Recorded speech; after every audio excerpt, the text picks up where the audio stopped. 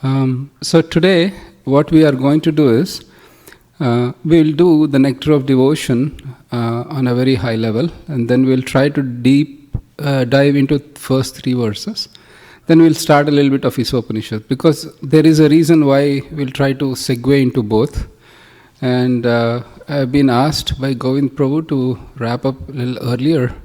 If Vaisheshika Prabhu, based on when Vaisheshika Prabhu comes, then we can do that. If he's running late, then we'll continue late. If he's come a little early, he has some small presentation. So that is kind of the program. Before we start, let's offer our Mangalacharan prayers. We'll take a very solemn moment to deeply meditate on our previous acharyas and our spiritual master, so that they may help us understand these spiritual topics. Om Ajnanatimirandasya Jnananjana Shalakaya Chakshurunmilitam Yena Tasmai Shri Guruve Namaha. Shri Chaitanya Manobhishtam Stapitam Yena Bhutale Swayam Rupa Kadamayam Dadati Swapadantikam Vandeham Shri Guroho Shri Yuta Padakamalam Shri Gurun Vaishnavamscha Shri Rupam Sagrajatam Sahagana Raghunathanvidam Tvam Sajivam Sadvaitam Savadutam Parijana Sahitam Krishna Chaitanya Devam Shri Radha Krishna Padan Sahagana Lalita Shri Vishakhanvitamscha. He Krishna Karuna Sindho Dinabandho Jagatpate Gopesha Gopika Kanta Radha Kanta Namostute Tapta Kanchana Gaurangi Radhe Vrindavaneshwari Vrishabhanu Sute Devi Pranamami Hari Priye. Vancha kalpatarubhayascha kripa sindubhya evacha patitanam pavanebhyo vaishnavebhyo namo namaha. Jaya Shri Krishna Chaitanya Prabhu Nityananda Shri Advaita Gadadhar Shrivasadi Gaura Bhakta Vrinda. Hare Krishna Krishna Krishna Hare Hare Hare Rama Rama Rama Hare Hare. Matsamo nasti papatma na paradhi cha kaschana parihare pilajjame kim bhruve purushottama. Bhumau skalita padanam Bhumirevavalambanam Tvai jata paradhanam Tvameva sharanam prabho.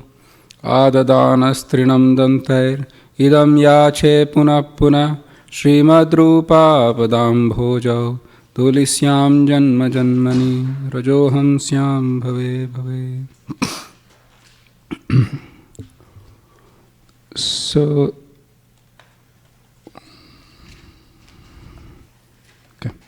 So what we are going to do today is, I'll do the Sanskrit, and then the devotees can do the translation for the 11 verses. We'll give about 10 to 15 minutes. Hare Krishna, Jagarini Mataji, Yamuna Mataji, thank you. So we'll do all the 11 verses of Nectar of Instruction. We'll try to go at a high level on what those verses are, and then we'll try to connect them. And then when we read, we'll try to see the finer points for one or two verses. and then we'll go to the Isopanishad. So the first verse, of course, is for memorization. So maybe the first three verses you can all repeat. Vacho vegam manasa krodha vegam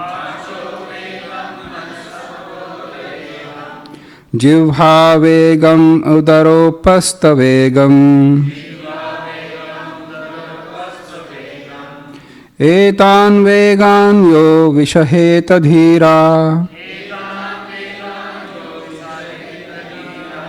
sarvam api mam prithivim sasishyat. May I request Jagrini Mataji to please read the translation and bless us like that. A sober person who can tolerate the urge to speak, the mind's demands, the actions of anger. A sober person who can tolerate the urge to speak, the mind's demands, the actions of anger, and the urges of the tongue, belly, and genitals is qualified to make disciples all over the world. Thank you. And Jamuna Mataji can hold the mic next if she wants to. The second verse. It's on page 14. Atyahara prayasascha prajalpo niyamagraha janasangascha laulyam cha shadbhir bhaktir vinashyati.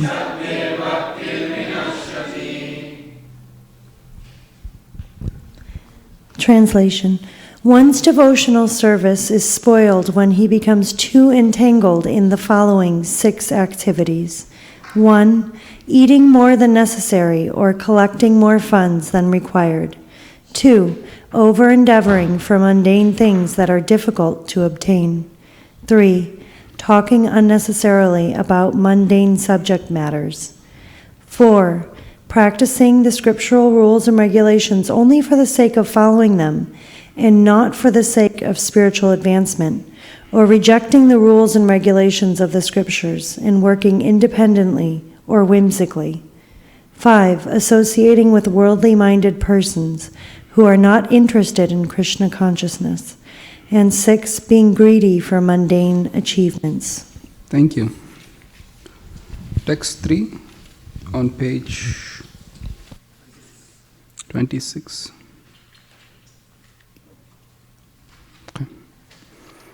Utsahan nischayat dhairyat tattat karma pravartanat sangatyagat sato vrittehe shadbir bhakti prasidhyati. You can go from the back, front, anybody.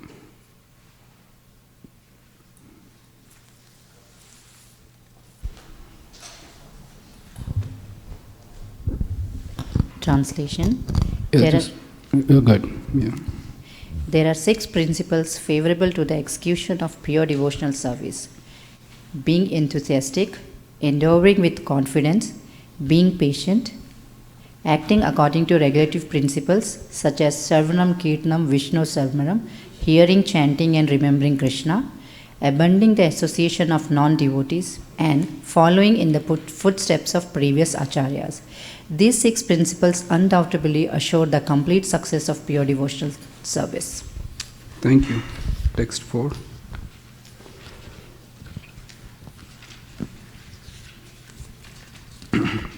On page 38. Dadati pratigrinnati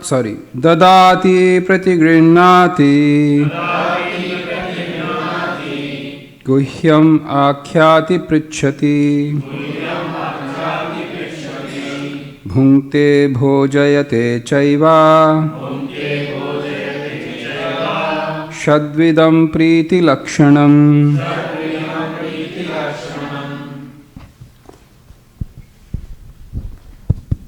Translation: offering gifts in charity, accepting charitable gifts, revealing one's mind in confidence, inquiring confidentially, accepting prasadam and offering prasadam are the 6 symptoms of love shared by one devotee and another. Thank you.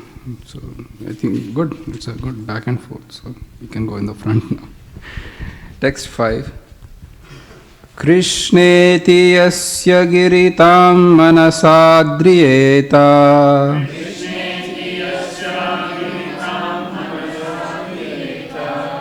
dikshasti chet pranatbhischa bhajantamisham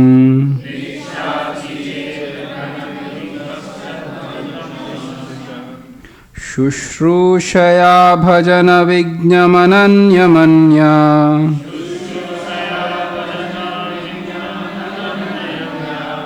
Nindadi shunya hridamipsita sangalabdya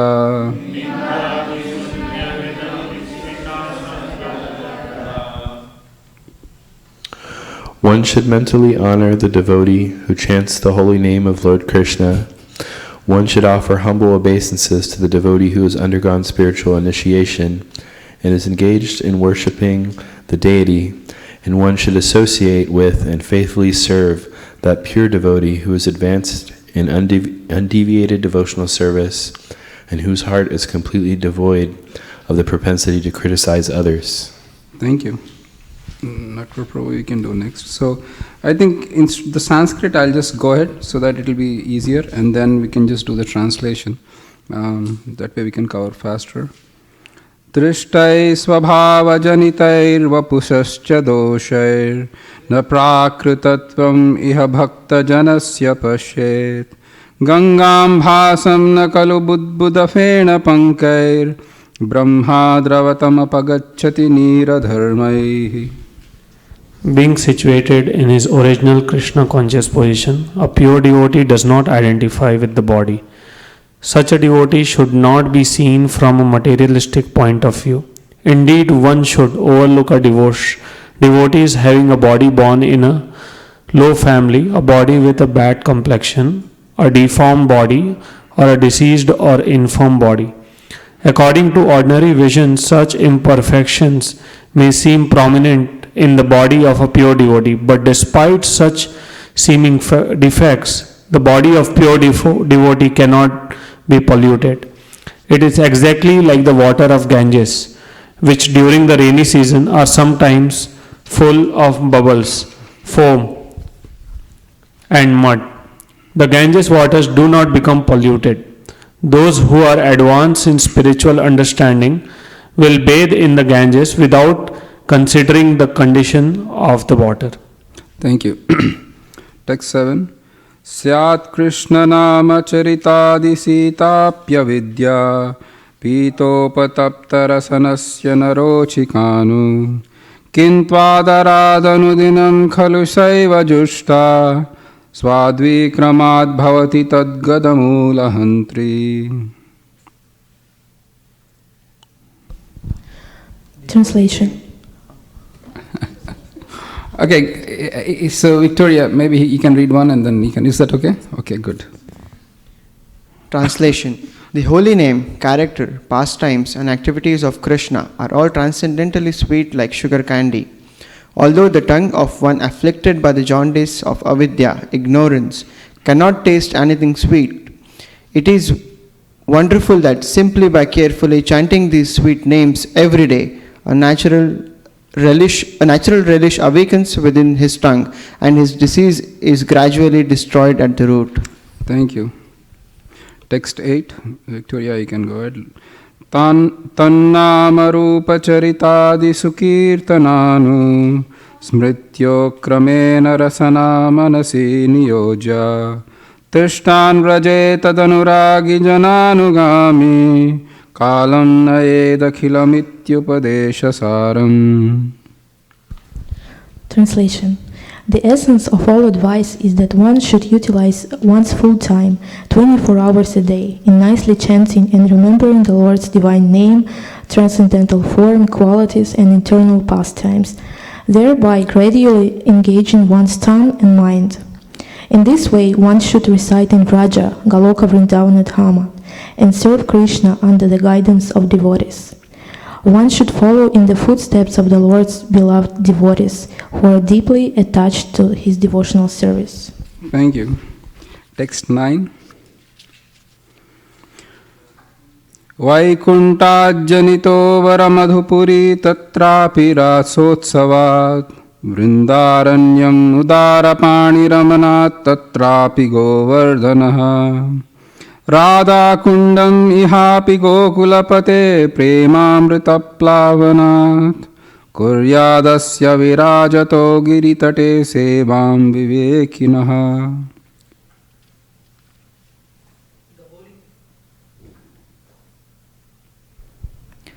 The holy place known as Mathura is spiritually superior to Vaikuntha, the transcendental world, because the Lord appeared there. Superior to Mathura Puri is the transcendental forest of Vrindavana because of Krishna's Rasalila pastimes, and superior to the forest of Vrindavana is Govardhana hill, for it was raised by the divine hand of Sri Krishna and was the site of his various loving pastimes, and above all, the super excellent Sri Radha Kunda stands supreme, for it is overflooded with the ambrosial nectarian prema of the Lord of Gokula, Sri Krishna. Where then is that intelligent person who is unwilling to serve this divine Radha Kunda, which is situated at the footstep of Govardhan hill? Thank you. Text 10. Karmibhya parito hare priyataya vyaktim yayurjnaninas tebhyo jnana vimukta bhakti parama prema ekanishtastatah tebhyasta pashupala pankaja drishastabhyopi saradhika preshtat tadvadiyam tadiya sarasi tam nashrayet kakriti. Translation. In the Shastra it is said that of all types of fruitive workers, he who is advanced in knowledge of the higher values of life is favored by the Supreme Lord Hari. Out of many such people who are advanced in the knowledge, Gyanis, one who is practically liberated by the virtue of his knowledge may take to devotional service. He is superior to others. However, one who has actually attained prema, pure love of Krishna, is superior to him. The gopis are exalted above all the advanced devotees because they are always totally dependent upon Sri Krishna and transcendental cowherd boy. Among the gopis, Srimati Radharani is the most dear to Krishna. Her Kunda lake is the profoundly dear to Lord Krishna as this most beloved of the gopis, who then will not reside at Radhakunda and in a spiritual body surcharged with ecstatic devotional feelings. Aprakrita Bhava. Render loving service to the divine couple Sri Radha Govinda, who perform their Ashtakalya Leela, their eternal eightfold daily pastimes. Indeed, those who execute devotional service on the banks of Radhakunda are the most fortunate people in the universe. Thank you, Mataji. The text 11, which is the last one. Krishnasyochai pranaya vasati preyasibhyopi radha kundam chasya munibhiravitasthadagreva vyadayi yat preshtairapyalam asulabam kim punarbhakti bhajam tat premedam sakridapi sarah snaturavishkaroti. Translation. Of the many objects of favored delight and of all the lovable damsels of Rajabhumi, Srimati Radharani is certainly the most treasured object of Krishna's love, and in every respect her divine Kunda is described by great sages as similarly dear to him. Undoubtedly, Radha Kunda is rarely attained even by the great devotees. Therefore, it's even more difficult for ordinary devotees to attain. If one simply bathes once within those holy waters, one's pure love for Krishna is fully aroused. Thank you. So that's, in a nutshell, the 11 verses of Nectar of Instruction. It is mentioned that Srila Rupa Goswami wrote about 100,000 verses in all of his books. And his books range from the practical. For example, there is something called a book on how to celebrate Janmashtami. Sri Krishna Janma Tithi Vidhi is a book which is written purely on how to do or how to celebrate Janmashtami. Then he wrote very esoteric subjects on Ujjwal Nilamani, completely delineating Krishna's pastimes with gopis and analyzing them in a very scrutinizing fashion. Then he wrote dramas. Anybody have? Okay, wait. So, apart from Govind Prabhu in the back, 2 dramas he wrote. The first drama, shall I give a clue? The ending of both the dramas is Madhava. Okay. Vidagdha Madhava, thank you. And Govind, Lalita Madhava. So, he wrote those 2 dramas. And it is mentioned that he has summarized all the instructions, all the ideas in all the books. And he has given this in one book, in 11 verses, which is Nectar of Devotion. That's why it seems that these verses, there may not be much of connection. We start with Vacho Vegam in the first verse. This is urges and that is gross. And we end up at Radha Kund in the 11th verse. In fact, if you see the 9th, 10th, 11th verse, is there something common in those? That is, Radha Kund is being talked about. So, he has taken right from the base control of base urges all the way till Radha Kund in this one book. So, it is really packed with information. Hanumat Preshak Maharaj takes this book everywhere where he goes, and it's just his book. He keeps on reading the same book. The other, it is mentioned by Sachinandan Maharaj in his book that towards the very end of his earthly pastimes, Chaitanya Mahaprabhu called Rupa Goswami.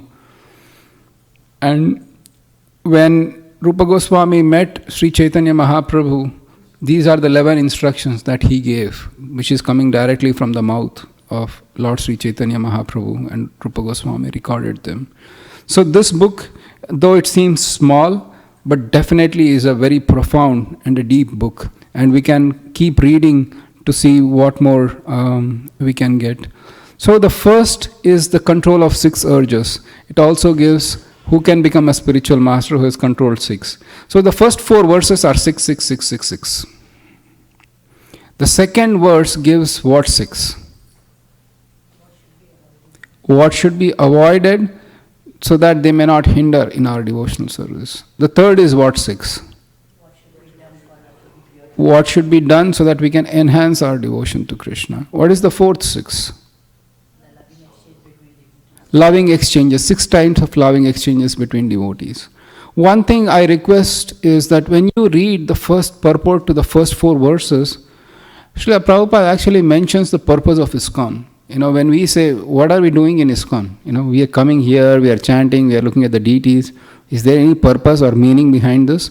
So while we do have like our charter where 7 principles and purposes of ISKCON, this gives a further details into that, where Srila Prabhupada writes, ISKCON was established to do this, or as yesterday's lecture we heard by Vaisheshika Prabhu, it was established to facilitate the loving exchanges amongst the devotees, the 6 kinds of loving exchanges. But there are, in this purpose, you will get also the purpose of ISKCON.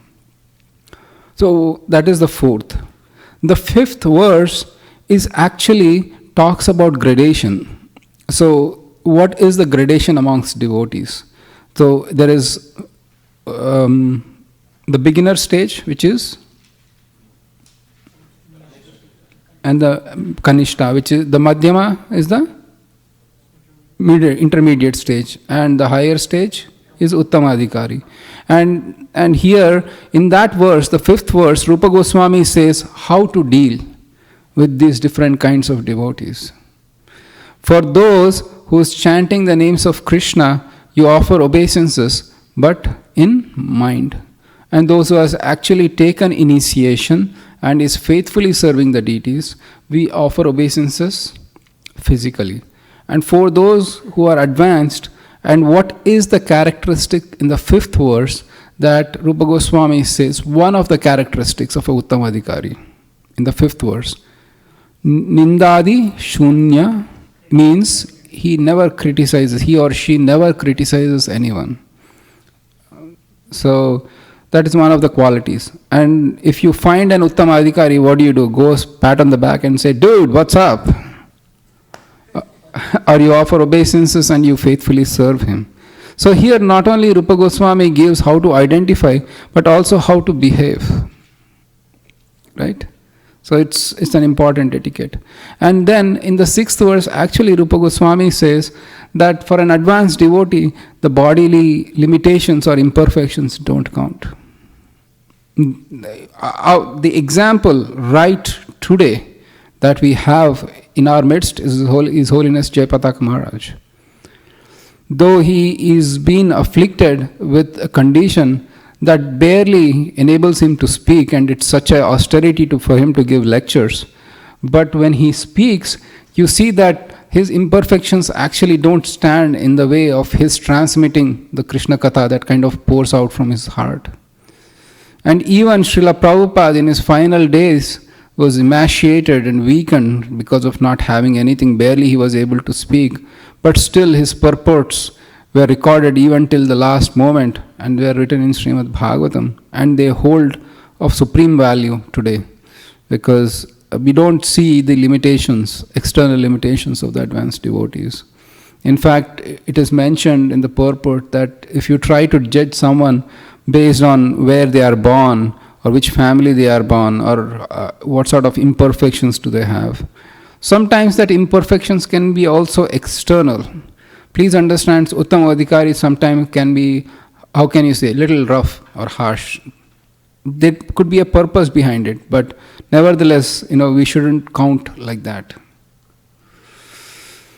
The 7th verse actually is a sadhana, means on the level of sadhana. If you see the 7th verse, it says that how many people actually get up in the morning and they just say, they run for their bead bag and they start chanting, completely absorbed with like no cares. And it's like, this is what I want. Why do I need to go to office? I just can chant all day long. I can definitely claim not to be in that position, because for me it's like a serious business. You have to take your bead bag, you have to chant. And Rupa Goswami says that is nothing with the defect with the holy name. Maybe Hare Krishna Mahamantra is really like not the best of the mantras.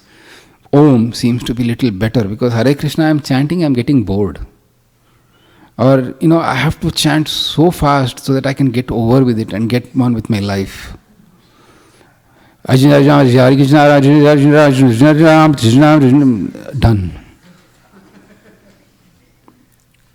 Rupa Goswami says that in the condition, in the deceased condition of life, the holy name seems to be a burden. It's a source of pain. It's a drudgery and a dreary chore to be completed. But if one is spiritually advanced, that same holy name is the nectar that Rupa Goswami writes later, that what is this holy name? When I listen to it, I feel that 2 ears are not enough.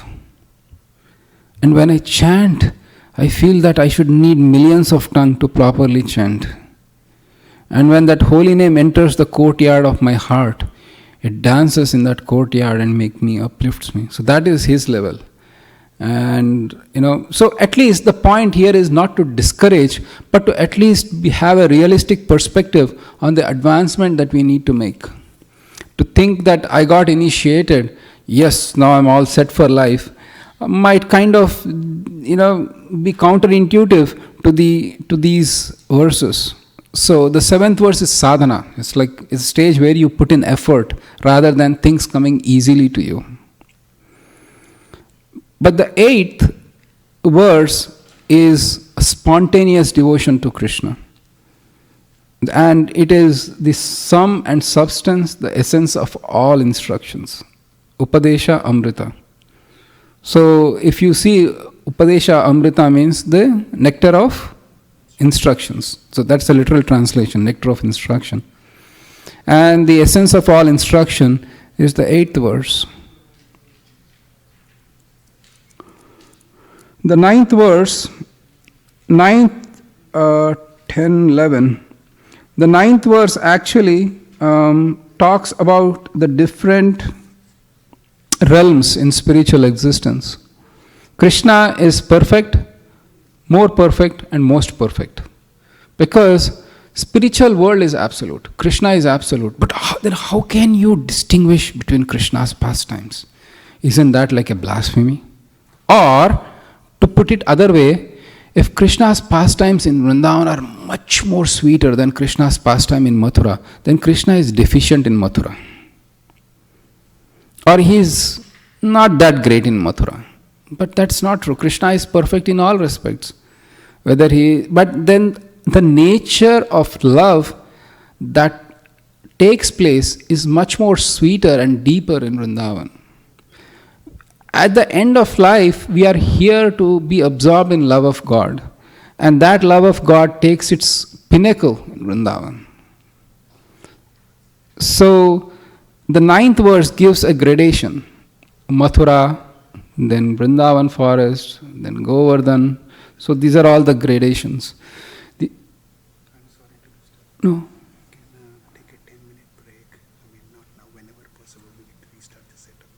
We need to restart the setup. So we should 10-minute break now? No, but the point is if the others are being impacted now, then I need to take a break now. Correct? It's earlier the better. So earlier is better, now is the best? It's up to you. Okay, now is the best then. So we'll just stop because there is a problem, technical difficulty that we need to restart the server so others can see.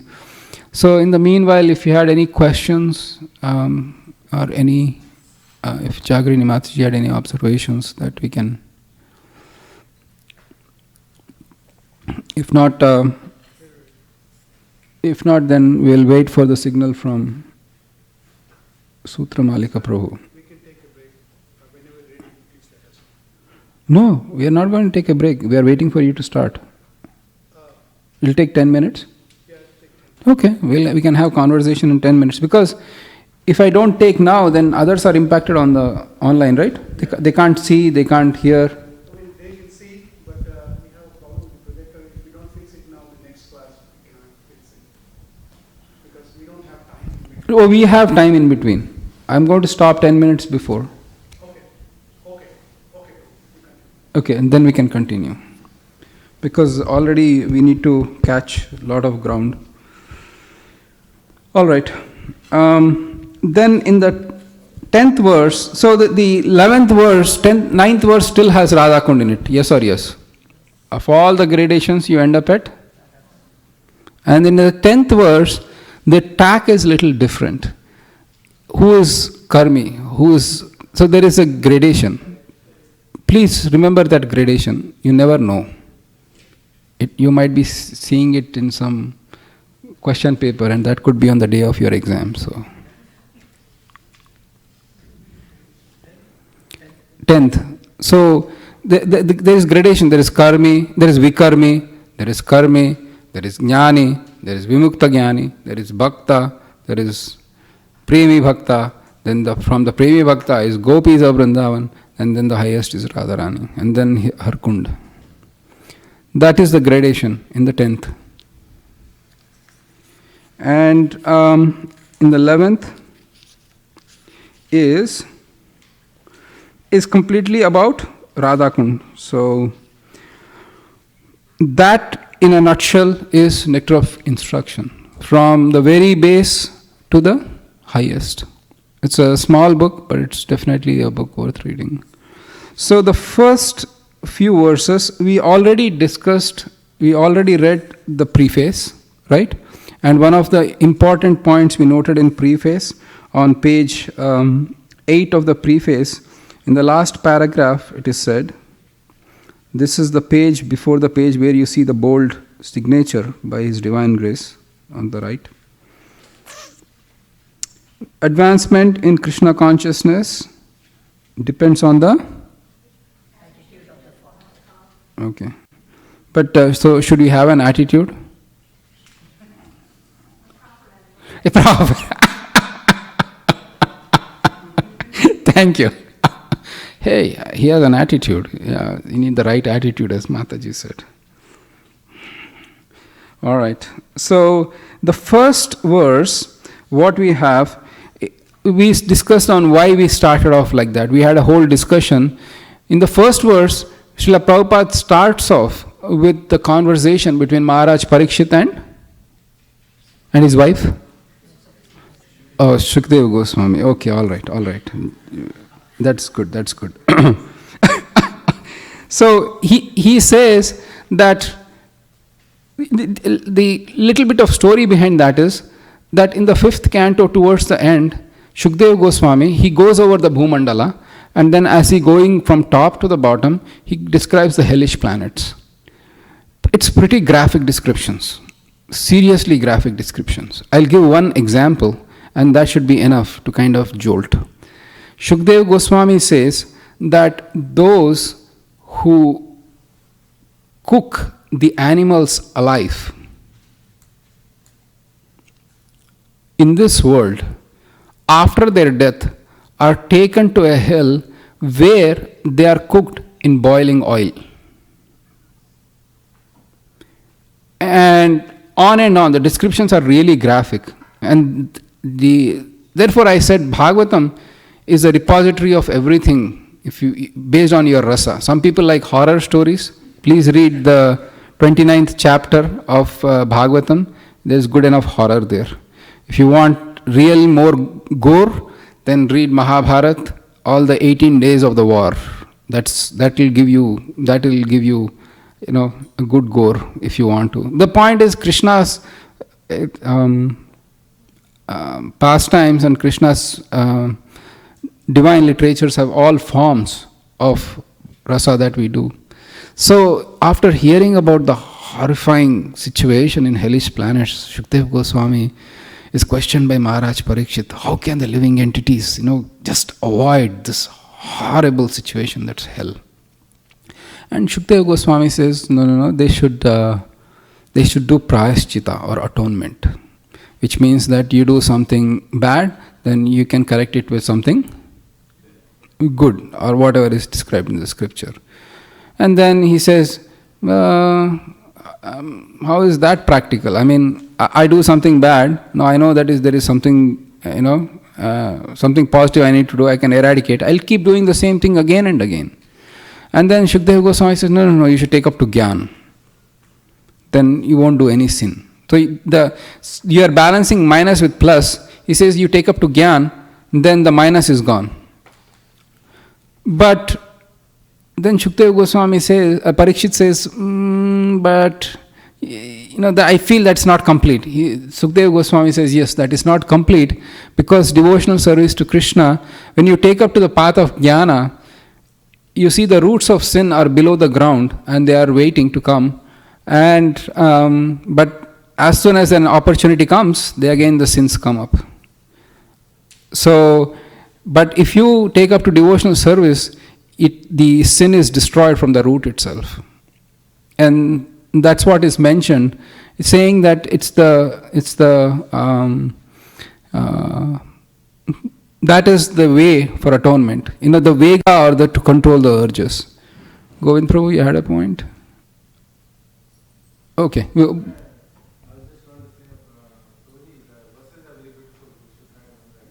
The verses, do you have them for memorization? Drishta shrutabhyam yat papam. Yes, thank you. Thank you. So, the purport to the first verse, how many urges are there? that we discussed? How many urges are there in the first verse? 6. So, for each of those urges, Srila Prabhupada says it is impossible to control them. From the verse, it seems that you have to control those urges. But Prabhupada says you cannot completely eradicate or control them. And he gives an alternative. For example, the first urge is the urge of tongue.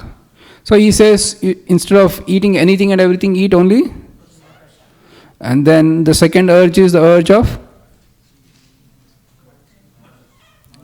mind, right? So he says that the yogic process means negate all thoughts, clean out all thoughts, push out all thoughts, detox. But the detox in of itself is not enough.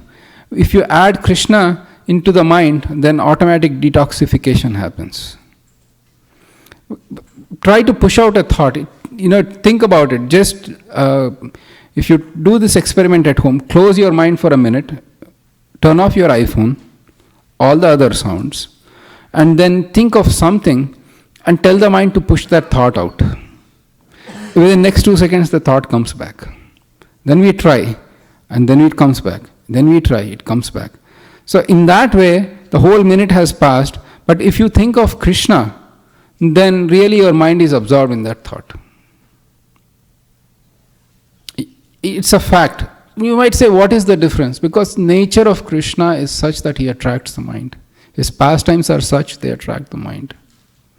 His form is such, they attract the mind. It's easier. So what's the third? In the purport, Srila Prabhupada covers both belly and tongue and belly in one stroke. He says that we shouldn't overeat, but at the same time don't eat belly. We're like, just to do.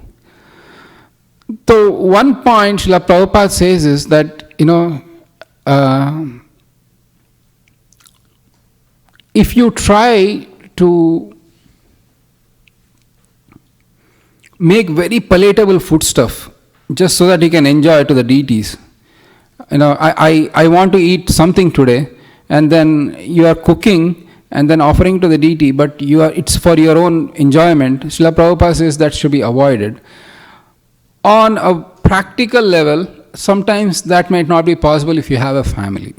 For example, children, they want to eat something really palatable, and you cannot simply say to them, that Krishna doesn't like it, you can't eat. Soon it's a matter of time before they start really disliking Krishna, because he's in between them and their tongue. So on a practical level, for our own thing we should try to, but if it comes to others, then there should be some sensitivity there. For example, if you have a guest who comes and who is like, he's a reasonably good friend or, senior Vaishnava or whatever, but he likes something nice, and you want to please him in that sense, you say, oh, really, you are eating all this malai kofta and all that stuff? That is all, you should eat simple food. I'll give you khichdi today, come, and you'll never come back. So we use our discretion. So that statement, please understand, when you apply those statements, it's mainly for ourselves, but when it comes to others, we use due consideration. Especially when it comes to kids, really, mother says, I want to eat mac and cheese today. Oh, Krishna doesn't like mac and cheese, it's not Vedic, you should not do that. I'll give you rice and dal. And the boy will really, or the girl will really have a problem. So, we accommodate accordingly, right? We use the balance there. Make sense? Yes, Satya Prabhu.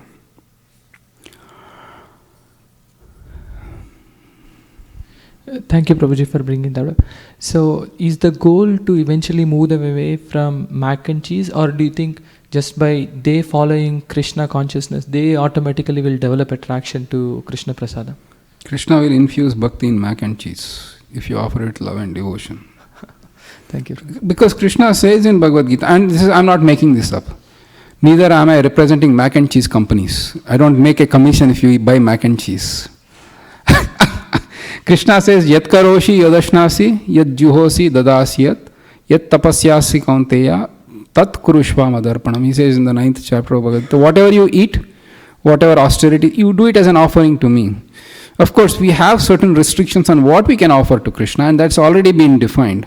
So, the children, they already have some restrictions. Usually, our kids at ISV, I'm really proud. Most of the parents I tell, they go to their schools and they ask the ingredients. If they have egg, they will say they won't eat it. Or they have onion, garlic, they say, no, sorry, we don't eat it. So I'm really already they have that control at that age. So I'm really proud of them. So why even further restrict and make them feel really guilty that we are missing out on stuff? So please don't use too much of narrow menu choices for the kids. Let them have reasonably, Having said that, as parents, you should use your judgment. Like if they want to continuously eat candy and chips all day long, then you might want. You can offer it to Krishna feed. Offer it to Krishna feed doesn't work either. So you can use the best judgment. Yash.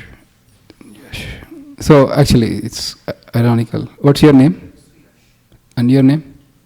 Yash. So okay. So it's pretty close. So when I say Yash, I have to be very clear. Su Yash and then Yash. Prabhu, I have a question about this. So we do plan at times what I want to eat, given our busy schedule. Like let's say Wednesday, I'll have less time, so I'll cook maybe just dal and rice. So that's somewhere I'm planning for my own, and then I'm offering. So isn't that something we are going against the instruction being put forward here? How are you going against the instruction put forward? Because I'm planning according to my ease. On Wednesday, I won't be able to eat at some. I won't have much time to eat. That's why I will just get. I won't have much time to cook, so I will just cook dal, rice, or khichdi for Wednesday. So I am actually thinking about my belly and tongue, and then planning, and then saying, okay, because I can't eat directly, I will offer it and then eat. Right. So in this note, there are two standards of deity worship. One is home standard and one is the temple standard. Home standard is different from temple standard. What we are doing is at home. For example, if you have that restriction at home, that I'm going to offer Krishna, let's say realistically 2 times bhoga a day or 3 times bhoga. 3 times I'll make food and offer it to him. And the first time is morning, reasonably 8 o'clock. The second time is at 1 o'clock. And the last is 7 o'clock in the evening. At 3 o'clock, your child comes and says, I want to eat. I'm really hungry. He played outside all day long. It's summer. He played outside all day long, he or she, and then they want to eat. Will you say, no, 7 o'clock is the offering? You wait. So home standards are a little different. So that's okay that you cook on Wednesday and you can skip. Next day you can offer deities some dry fruits or some fruits or something like that. So that's fine. My question was more on to, we plan in our head as per our ease. So see, as we advance in spiritual life, then you'll really come to the point where you will do exclusively what Krishna wants. But rice and dal still Krishna has no problem in having, I guess. With some ghee, he has no problems in having. So that's fine. That's fine. Yeah, most of the times at day to day on a home, it's not temple, it's not regulated. You have work, you have so many other things. So it is but natural that there has to be some restrictions, some relaxations rather. Otherwise, it just can't work. It's not practical. In the temple, you can't do that. In the temple, I feel like, okay, I don't have time now to cook Rajbhog. Krishna can eat at 4 o'clock. Or because we have standards in temple that is strict, that has to be adhered to.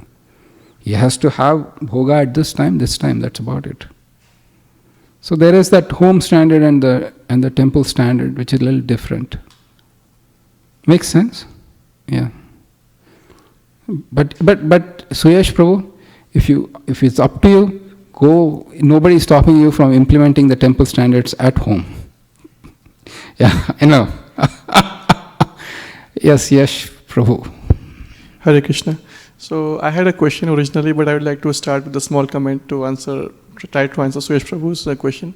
So when he talks about the ease of life and preparing the food in advance, for example, so that my Wednesdays are free, probably that's because my Wednesday, I have a long day at office and I want to chant and read in the evening.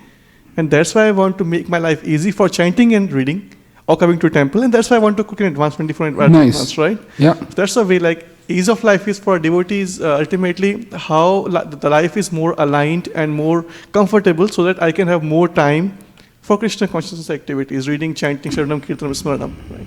So that way, if I cook in advance early in the morning for the night or maybe a day in advance, that might help in consoling myself. Yes, I'm cooking ultimately for Krishna service. Right. So that's my opinion. Thank you. In terms of my question, Prabhu, is it acceptable if I am cooking the palatable dishes and let's say going in my office and telling the people, hey, this is without onion and garlic, with no eggs or meat, it's offered to Krishna, and then educate them about Krishna consciousness by what's offering prasadam, what's Krishna eating and all those things, and then educate them about this Krishna consciousness and still using some kind of palatable dishes to attract them?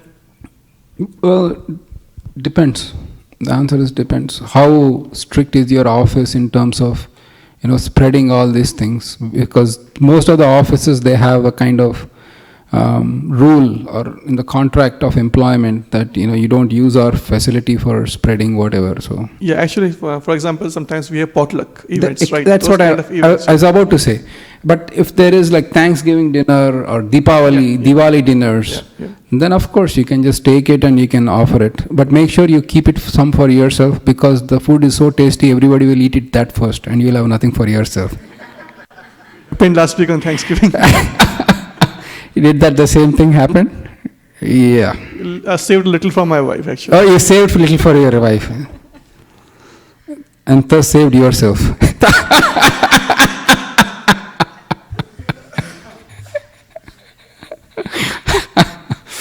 Thank you, Yash Prabhu, for the comments. Does it answer your question? Yes, thanks, Prabhu. Okay, thank you. Mataji, Simantini Sakhi Mataji. Hare Krishna, Prabhu.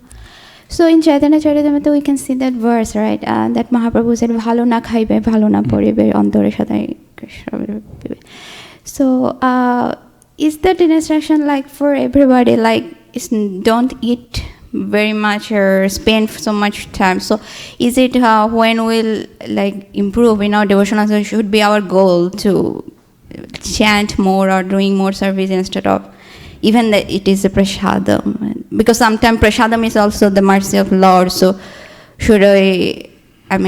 should we compromise that part?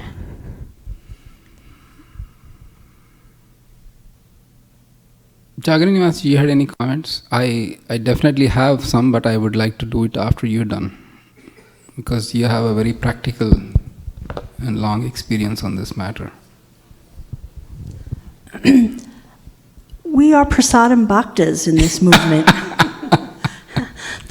Most of us joined the Hare Krishna, at least the American devotees, because of Krishna Prasad. It's a powerful...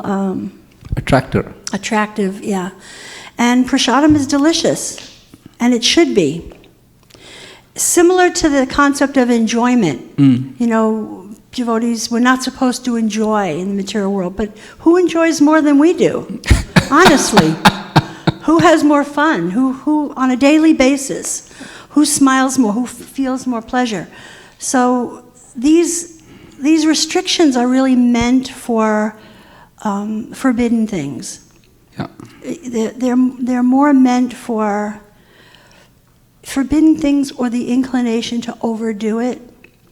Like, we all have the modes of nature. We're influenced by the modes of nature, right?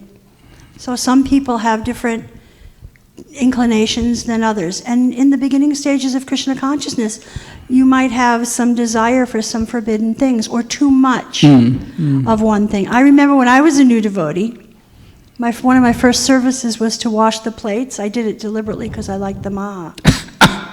So in Los Angeles, I would clean the plates. And we were told, you shouldn't eat before the sun comes up. So I would take the kheer. And as soon as the sun came up, I'd drink a whole cup of kheer. That lasted for some small amount of time before it, started not being so comfortable to do.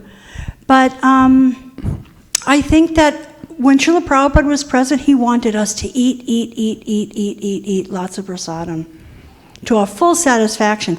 So when it comes to cooking for your family, and just like I agree with Josh's train of thought, we're making our lives about Krishna. So in that context, you're picking out nice foodstuffs from the grocery store, high quality foodstuffs, and you're offering everything. So in that context, there shouldn't be any guilt or problem with making it as nice as you can. It's ultimately for Krishna, it's to please Srila Prabhupada. And one other thing is that I remember from when I was a new devotee, and the devotees, of course, were so attracted to the deities, Rukmini and Dwarkadish, they started wanting to have deities at home, and Prabhupada wouldn't let us. It's different than now because devotees live so far away, aren't coming every day. But Prabhupada taught us he said we could have Gaurnitai. And the reason for that is actually when you have Radha and Krishna, the deity worship standard should be very high. There should be a Rajbhoga cooked every day. There should be these things happening every day. So, but if you have a nice Gaurnitai altar, it could be as simple as dried fruit, or as elaborate as a big Thanksgiving dinner when you invite families and friends for prasadam. So it makes Prabhupada happy when we enjoy prasadam. Thank you, Mataji.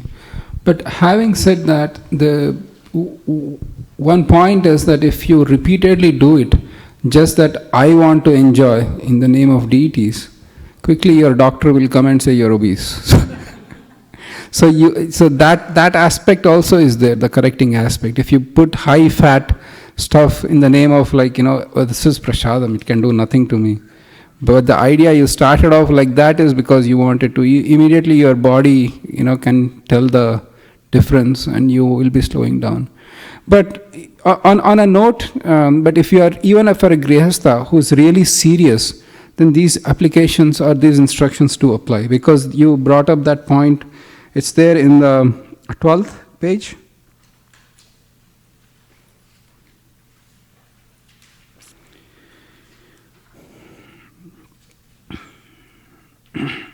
So it's in his book Prema Vivarta, chapter 7, Sri Jagadananda Pandita says, the same thing you brought it up, Vairaga Bhai Gramya.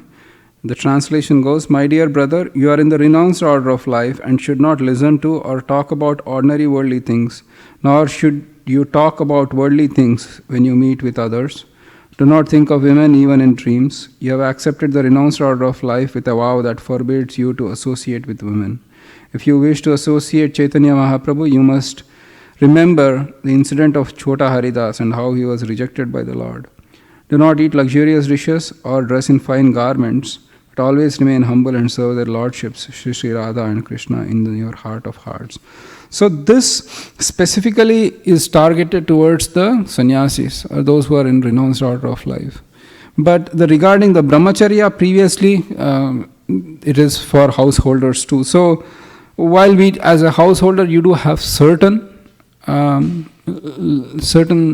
relaxation in terms of what you can eat, but it's more of an individual preference. The other point is, as you advance in Krishna consciousness, you automatically be detached from not eating. It automatically becomes like it's not something that you are looking forward to. You eat because you have to maintain your body. It doesn't matter what comes that day. In fact, you see, whatever comes that day comes through mercy of Krishna. Whether it is because Jada Bharat, Maharaj Bharat, he became a dash in his next life when he did austerities. Maharaj Bharat. Thank you. Then in the life of deer, he regretted why he kind of did what he did in his previous life, And then in the next life, what did he become? So he was a self-realized soul by that point of time. And then it is mentioned in Bhagavatam that he really didn't care what type of food he got. It was mentioned sometimes he got fresh food, sometimes he got stale food. Sometimes he got palatable, sometimes he got unpalatable. Sometimes he got too much, sometimes he got too little. But in spite of all these dualities, he just accepted whatever food he got as mercy of the Lord and had it. So we sometimes the food was burnt, sometimes the food was properly cooked. He didn't bother, he had it. So artificially we cannot imitate. That is a problem. If we are not on that level, then we need certain restrictions, certain relaxations. We can make something really palatable and offer it to Krishna once in a while. But on a day-to-day basis, you will automatically see that your chanting slackens, your affection for Krishna slackens, if you just obey your tongue day in, day out. Does it make sense? Because as we advance in spiritual life, we will come to that point. It really doesn't matter where the food is, how much the food is, because your tongue is no longer wanting to taste any food. Food is just a means to sustain yourself, irrespective of what it is. Make sense? Does that answer your question? Okay. Thank you, Prabhu and Jagannath Mataji for answering. Thank you. Other questions, comments? Yes, Jagarini Mataji. I just wanted to clarify one point that I wasn't meaning to encourage overeating. Thank you. Well, with age, you're going to find that the simpler the better. Yes, yes. I mean, even if you want to, as the time and the body is going to kind of restrict you. So you'll realize that it's because the digestive power actually goes down with age. Other questions, comments? Yes, Prabhu.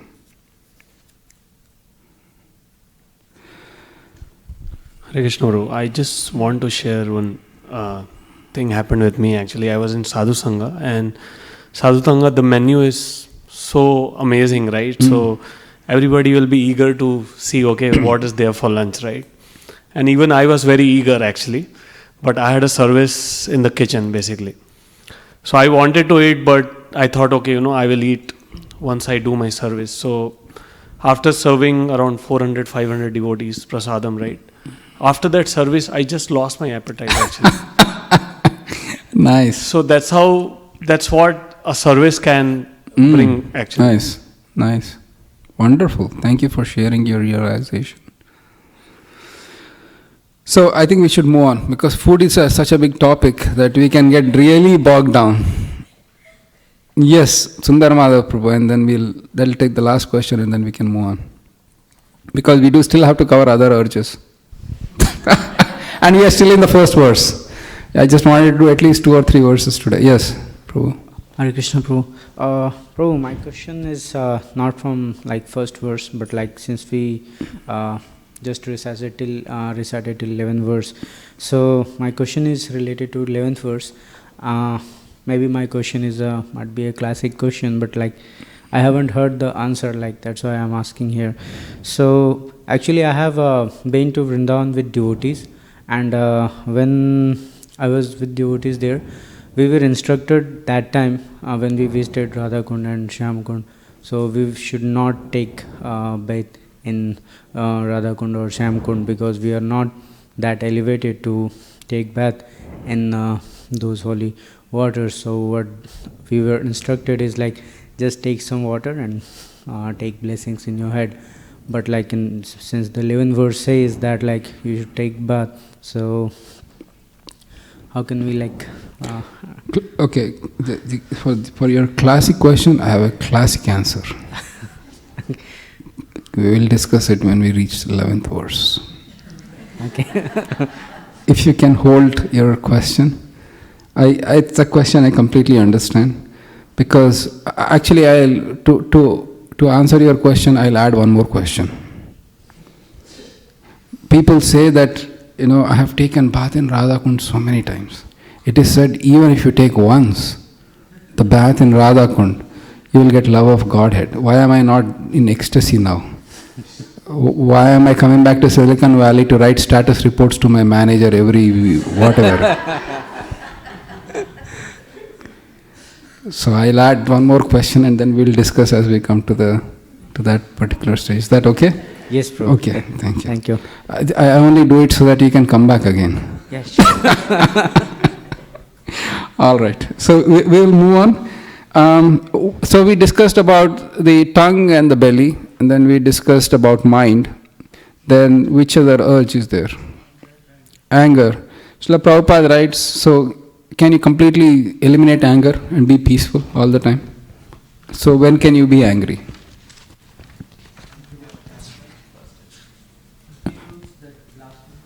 So when you can be angry at people who blaspheme the Lord or His devotees. So that is the right way to use anger. You cannot completely stop anger. And how many examples are, so this is one of the questions I asked in the exam, might come, might not come. How many examples did Srila Prabhupada give in that paragraph? Kaushal. 3 examples. What are those 3 examples? You have to use mic. So there is a audience that's online. Yes, so Chaitanya Mahaprabhu is showing anger to Jagai and Madai when they strike Nityananda Prabhu with a stone. And then Hanuman, he burns the whole Lanka for Lord Ram. And third is Arjuna when he fights in Mahabharata. Krishna is inciting, right? Krishna is such a violent person. Here is Arjuna ready to get Nobel Peace Prize. Many times over. Because he was saving at least 16,800,000 people by kind of going to forest and not fighting. But Krishna is really, seriously? What's wrong with Krishna? Why did he incite Arjuna to fight? Because as a Kshatriya you fight only if you have anger. Please imagine that if a father is playing a friendly game with a child, is there anger when they are doing? No, it is out of affection. But if you want a real fight, then you really have to incite anger. Otherwise, Arjuna will, with all due respect, I didn't mean any offense, but he'll go and he'll take the sword and instead of chopping that, he'll just put it on the, hi, thank you, bye. Serious life and death business on the battle of Mahabharata, on Kurukshetra. So, and then the last one is the genitals. It is mentioned that, this has been a controversy, or rather, not a controversy, but it's such a big topic. Probably, we can discuss it offline and, in a more serious way. But the general principle is that the genitals are used only for begetting a Krishna conscious child. If not, we shouldn't use it, and that is strictly applicable to the householders and the brahmacharis and the sannyasis. But it's in the ISKCON disciple course when we take, it's more of an intimate setting where we discuss this more at length. It's a big topic, but using time, place, circumstances, we need to make sure that while this regulative principle is followed, but the marriages are not destroyed based on that. So on one injunction, there is this principle. On the other injunction, Srila Prabhupada writes, there should be never divorce between man and woman. When they are married for life. So these two can be incompatible based on on what the expectations in the marriage are from the couple. So that is something it should be tempered with to make sure that the regulative principle is kind of kept intact. At the same time, there are both, because Prabhupada himself wrote both. He's giving this injunction and he's giving that injunction. So it's something that we can, because you can be like using a pulpit to beat down someone, but on the practical level, the urge is so strong. In fact, Bhagavatam has replete with so many instances of people falling to this urge. So it requires a very serious, mature, deliberate discussion to implement that in a realistic fashion. The other point, as we advance in devotional life, as we are discussing with tongue, even the urges of genitals, they come down, but provided we advance in devotional life. So that is the secret. Eventually, how much control you can put, that will fail if Krishna is not in the center. But if Krishna comes in the center, really it becomes meaningless. It becomes not even worth trying for.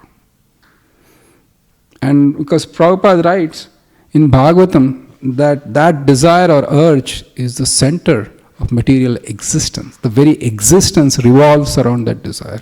So it's not a light thing, or oh yes, regulative principle, blah blah blah. It's much more of a serious thing, and so that's where we are at. Makes sense? Everybody is kind of, any questions on that?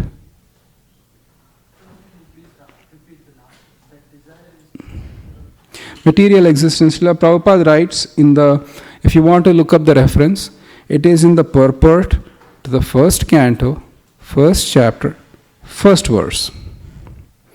And where Srila Prabhupada discusses the Adirasa, or the original spiritual amorous activities. But when we should not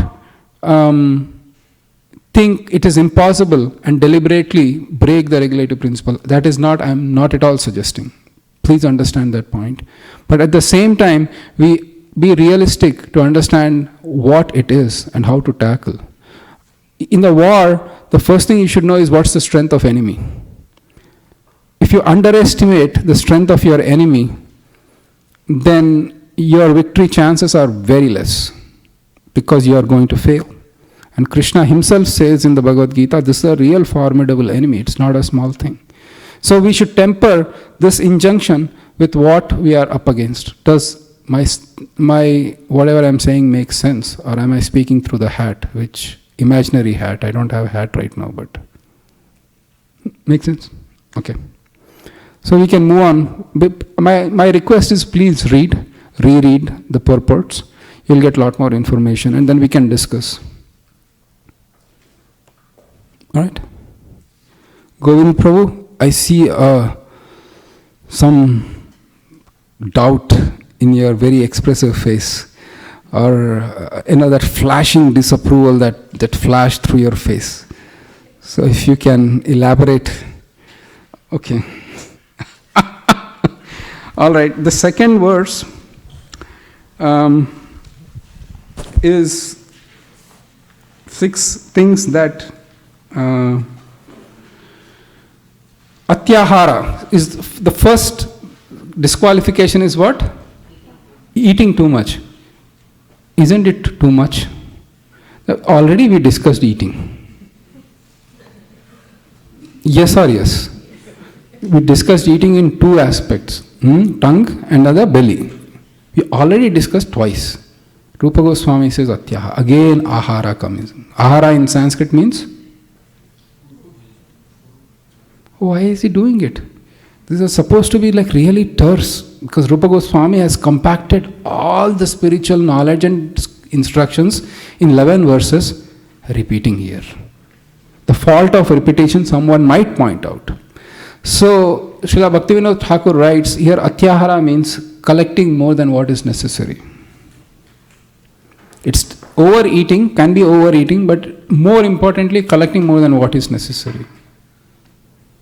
I mean, on a practical level, one can take stock of one's personal possessions and see what I'm actually trying to buy more than what I need, and then maybe slowly cut down on that. It'll help. You can save money, and then at the same time you follow the principle, money saving principle.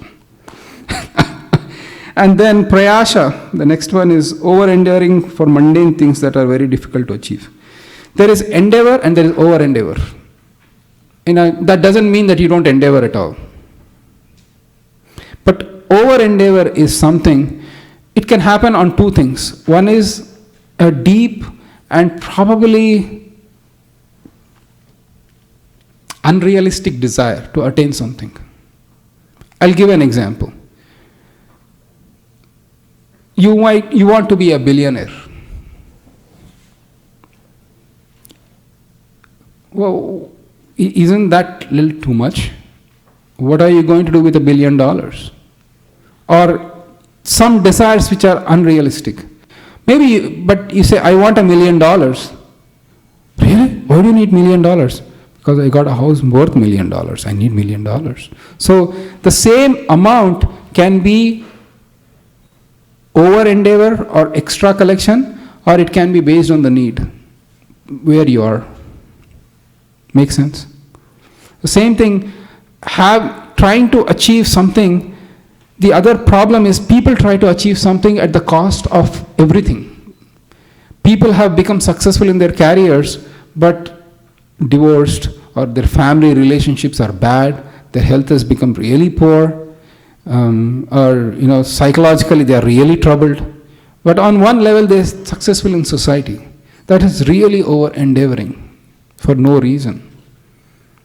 Yeah, we should take a break, saying that probably it's not needed that much of endeavor. Whatever comes, you do your duty. In Silicon Valley, even just doing one's duty has become really an over endeavor these days. You are asked to be present on calls in the evening and take the offshore calls, work on weekends. Is that just me? Yeah. Yes. Prabhu, isn't that an irony that the parameter for success of somebody in society, or just to be able to put something on my resume to get my next job, is based on the very foundation of working at night, over endeavoring, without even willing for it? I have to do it because just to survive, in case something happens tomorrow, I get another job tomorrow, the next day. So in pursuit of getting at least the bare existence of myself, I'm over endeavoring. Yeah, I agree. But I think that's a question that warrants a little more. Please understand, Yash, that this phenomena has taken roots in last few years. I have been in the valley for 18 years now, more than 18 years, 18 and a half. When I joined, it was not like this. The idea, again, the greed, the capitalist or the entrepreneurs driven by the greed are not caring about the health of people or their employees, expecting them to work on weekends, on nights, really like taking up the family life. So, yeah, it's a question that needs to be answered on an individual level. Maybe collectively as devotees we can come to some sort of conclusion, but it's more of an individual level. Probably you can tell your employer, sorry, I can't do more, risking the fact that your employment could be at loss, or others who are working 24 hours a day that's a risk that always exists. And so it's up to us to evaluate or assess the risk. Can I give all my time versus can I say no and get away with it? Yeah. Just a follow-up question on that. Please. So you have rightly hit that point that I was going to talk about. So should we just take a break and ask this myself, am I at the wrong place? Should I maybe go to Midwest or back to India, maybe some other place where the life is not so much demanding? Because in the past 4 years I've been in the valley myself, I've seen the lines getting longer and longer in Costco checkout. The waiting time at the red lights getting longer and longer. Waiting in the hospitals getting longer, even though the Costco is same, red light is the same, and my car is the same. So is my time worth wasting in those things in the valley and pursuing the higher and higher increasing rents and the mortgages? Or should I just take a break and maybe explore Midwest or some other place of the world where I can just go and have a more comfortable life, right? Given that the changes that have happened during the time I stayed in Silicon Valley, I have often faced the same question myself. The only thing that drives me to stay here is the association of devotees. And when we give that Krishna, I am willing to face these troubles for having the association of your devotees, which is the best thing that can happen, then Krishna might show you a way, or eventually, we'll figure out something. Maybe you get old and eventually you will be replaced. The problem with Valley is not only that the experienced people are actually redundant because they don't have the skills that the youngsters have, which are in vogue. So the problem is that for those who are in the software, the older or the experienced people get, they are paid more, but their skills are getting redundant, and the youngsters who are just coming out, their skills are more relevant and they are paid less. So that's constantly a struggle for existence. So association of devotees is one part. The other part is, in this struggle of existence, somehow remembrance of Krishna becomes stronger, knowing that things are really uncertain. Midwest, sure, you can go and you might have a 40-acre ranch in Idaho or Kentucky or Nebraska, but after a stage you will be bored. Please understand that you have been placed in a certain position based on your inclinations, and now they are becoming too much. If you try to revert, your inclination might be still passionate nature. Till you come in the mode of goodness, that passion is what is driving you in the first place. Maybe you can evaluate. It is difficult. Passion means like running, and it's hard work. Maybe you are in the mode of goodness. Maybe a sattvic lifestyle may be more suited for you. So that is a more personal choice. It's a more attitude choice. There are few things. So it's very difficult to kind of give generic answer in an open forum like this. But we can have an offline talk in case those questions bother you, and I completely empathize with your situation.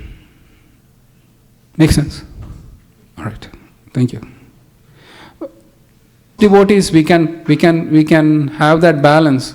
Then externally, you do have to talk sometimes. If you are in the office, if you just walk away from every conversation thinking it's Prajalpa, they'll think you are antisocial and really a weird person. So again, you need to balance. Because these instructions, they are on the highest level given by Rupa Goswami, but how do we apply it in Silicon Valley in the modern time? That needs some synthesis, some balance. The other aspect is that you talk what is needed at that point of time, but there are ways and means to politely excuse yourself and saying, talk for some time, chit chat, and then walk out. So if you don't like it, maybe there is some information that you actually like in what the discussion is going on, so you can stay. It all depends. Make sense? Questions? Anjali Gopika Mataji and then Simanthini Sakhi Mataji. But how to deal with Prajalpa with family members or relatives? Part of your service, as in there are ways and means you can slowly divert them or divert away. You can Prajalpa as in so when Pandavas met after some time, or when Vidura met Yudhishthir in the first canto of Bhagavatam, they didn't talk about Krishna Katha directly. It was topic related to Krishna. How are the relatives? What all places did you visit? Because they were devotees, they were mainly devotional topics, but with your relatives, you just have to also inquire, how are you doing, and ask for their problems. Sanatan Goswami, did he have any idea of Krishna Katha at all? He was an acharya, of course he had. Answer is more emphatic, yes. The blank faces told me maybe I didn't put the question right or something like that. There is a reason why I asked that question. Because he is an exalted personality who's empowered by Mahaprabhu. When he went he was like the father for all the residents of the Vrindavan village. Now, Sanatan Goswami is an exalted soul. So whenever he went to meet the villagers, what would he talk? Of course, Krishna Katha, right? No, he would say, how are your cows? Fool! Don't know that the soul is always never taking birth, never dying. Only those who are Shudras cry for body, they lament. That is one way of saying the truth. Or the other way is to console. What happened? How did she die? What was she suffering? At time it seems Prajalpa, but that's what is needful for that situation. Makes sense? Actually, what you said, the harsh way is actually the truth. But then we'll really not talk to you ever again. Simantini Sakhi Mataji and then Kaushik? Kushal, sorry. My question is kind of that you already talked, but I was not worried about my relatives much because, but I'm worried about my well actually we are socialized outside our devotee congregation. Sometimes it's become very hard, especially if you are around the women and their discussion topic is just not match with me. So. For a while, as you suggested, that I stayed with them, and then I just go away and probably I sit beside somewhere and chant or something. So in that way, actually, I'm losing kind of friendship with them.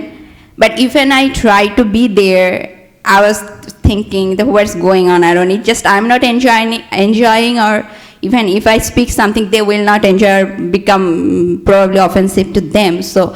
That's become problem. So how we can minimize that in practical way to in both sides, like spiritual and material. Yeah. So those who are non-devotees, they might not, or they are neutral to your devotional activities. If they are really not appreciative, and they are more of very, very spirit of enjoyment to the point they think that you are a weird person for doing devotional service. It's a natural non-mixture, and it will just part eventually. If you stick to your thing and they stick to their thing, you don't end up. It's natural, so you can't do anything about it. But if they are neutral, then at least you can be friends. And if they are favorable, then you can tell, and they are okay with that. They may not follow your path, but they are okay with that. They can be good friends. But ultimately, if they are like more of an atheistic mentality, saying, this person is a devotee, they don't do all this stuff, then I'll also become like them, and then I shouldn't even talk to them. And that's their fear, let them deal with them. What can you do about it? There are times that is possible, there are times that's not possible. We move on with our devotional service. Kushal, and then go in the Prabhu. Is that okay? Yes, this is a very good topic, Prabhu. Actually, I also face a similar question many times when I would meet with my relatives or anyone like that. But I recently completed reading Krishna book, and Krishna book is so much nectar. When even in the beginning, when we see Nand Maharaj going to visit Vasudev, and they are discussing Vasudev, I'm sorry, not Vasudev. So he's asking, how is your cows, how is everyone at Vrindavan? It is so much nectarian. They are not directly discussing about Krishna, but this is the way they are opening their hearts. Right. So I feel that discussion is more to be like our fourth verse in Nectar of Instruction. Right. Which is not directly related to Krishna, but that is like opening our hearts, which is like beginning. Nice. So I feel it like that way. So similarly, recently I met one relative of mine. So I didn't tell him about Krishna consciousness in the beginning. I just inquired, how is he? How is everyone at his home? And that's how we open up. And maybe and then they see from your behavior that you are into these things, and then they would, maybe over the time we can move to those topics. But this is like, I feel from Krishna book that this is how they open their heart. It is so much instructive how we should discuss and meet other people. Excellent. Just wanted to share. Thank you. Govind Prabhu and then Yamana Mataji.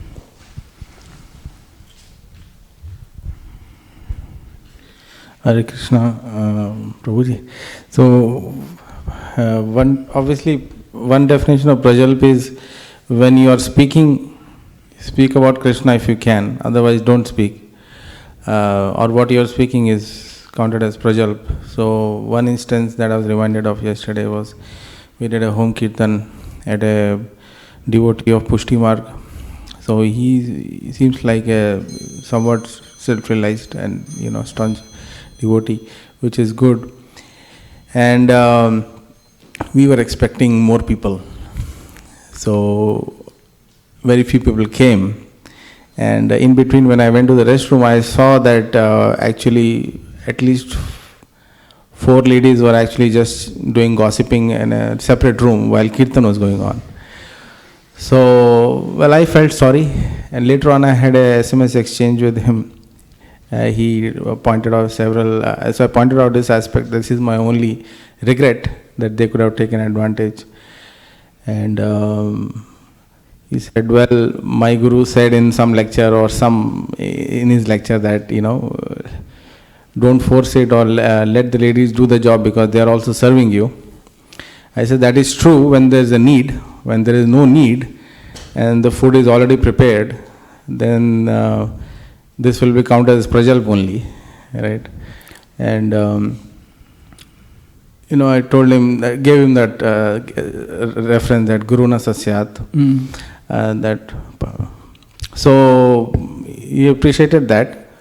And anyway, the discussion, I also kind of concluded that even in in many spiritual institutions, it does happen that you take holy name for granted, or you take that important activity for granted. Like in Kirtans, when we are taking the holy name of the Lord, many people in ISKCON also chit-chatting about, oh, I went here, this is how my son does things. And so this is gross disrespect, and prajalp should be avoided, basically. I agree, which is why when I talked, the question was with outsiders, but when we as a society have to put our house in order, then imposing on others is really, yeah. But you did bring out that point that at least in our temple at ISV, during Aarti time, I feel that at least the devotees should not take the time to socialize. The Aarti is going on, it's for the Lord's pleasure. And people shouldn't talk and gossip and tell about what's going on with their life, or oh, I didn't meet you, and then I can see so many people in the back, they are just talking when the Aarti is going on right in the temple hall. That is something, at least at ISV, we can have that standard not to, because Krishna is in the middle. Yamuna Mataji and then Natwa Prabhu. Thank you. I think that's a very good point when we're, amongst devotees. But speaking when we're, outside and talking with people, I think that no matter what, you should just maintain your integrity. You know, like sometimes people are talking and they take it to like a low level. And I think, no, just stay high. Right. Stay on with your integrity. And it was what, I forget this Prabhu's name was, saying, speaking from your heart. Right. It's not like you have to stoop to other people's level, and you can keep the conversation to be within your integrity. I think when I was young, there was a saying like, don't say anything that you wouldn't be proud your grandmother heard. So we can say like, don't say anything that Prabhupada wouldn't be proud to hear. Right. But it can also be about like mundane things, but keep your integrity. Excellent point. Thank you.